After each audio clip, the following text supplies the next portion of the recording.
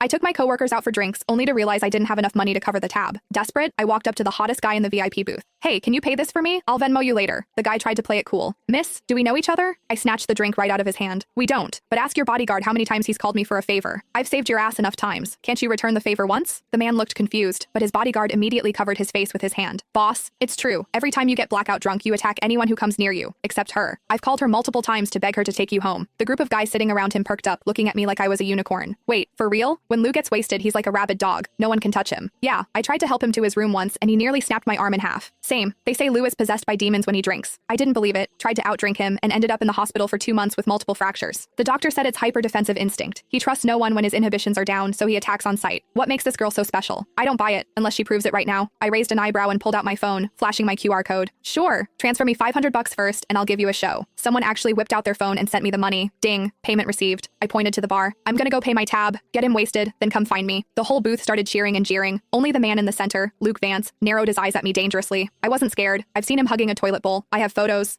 Look at him now, sitting there like a king in his VIP booth, all elegant and refined. A total fraud. I'd already seen him at his worst. I paid the bill and sent my coworkers home. Then I walked back to the booth. Hey, I took the 500. I had to deliver the show. Luke's friends were trying their hardest to pour drinks down his throat, but Luke wasn't having it. He grabbed my wrist, dragged me out of the club, and shoved me into his Maybach. Slam. The door shut so hard the car shook, like a shaken soda bottle finally popping its cap. I rubbed my nose. Hey, it's not my fault you only trust me when you're drunk. It's annoying for me too, you know? It all started 6 months ago. I was leaving work late when I saw a guy sprawled out in the middle of the street using a city bike as a blanket. It was hilarious. Being terminally online, I had to take a video. But when I got closer, damn, what a face. Too bad he was wasted, reeking of alcohol. He was muttering about being thirsty. I took out my water bottle and poured him a cup. He was surprisingly obedient, gulping it down. I tried to wake him up. Hey, you can't sleep on the street. Where's your phone? I'll call your friends. He ignored me, snoozing away on the asphalt. I had no choice but to pat him down. Found his legs were incredibly long, like model long. I found his phone, unlocked it with Face ID, easy when they're asleep, and FaceTime D the first contact on his list. I pointed the camera at his face. Hello? This phone's owner is sleeping on the street. If you're his friend, come get him. The guy on the other end didn't even ask for a location. He just screamed, back away from him. 5 feet. Now. I thought he was worried I was going to rob the hot guy. I scoffed. Relax. I'm not interested in drunks. I'm sending you the location. Hurry up. The guy yelled again. Do not ignore me, unless you want to die. Psycho. I hung up. Then I sat on the curb to guard the guy. He decided my thigh was a better pillow than the bike. He slept like a baby under the moonlight. 10 minutes later, the friend arrived and looked at us like he was seeing a ghost. I swore. Look, I didn't touch him inappropriately. As soon as I spoke, the guy shifted. He wrapped his arms around my waist and buried his face in my stomach, treating me like a body pillow. I couldn't pry him off. I pulled his ear. Hey, wake up. Your friend is here. Let go. He didn't budge. I looked at the friend. Help me out here. I can't move his arms. The friend stood 5 feet away, refusing to move. I was pissed. Why are you just standing there? He said. I don't want to die. Me. What? The guy explained he wasn't a friend, but a bodyguard. He pulled his car up, parking exactly 5 feet away. You have to get him into the car. Are you sick? He's your boss, not mine. I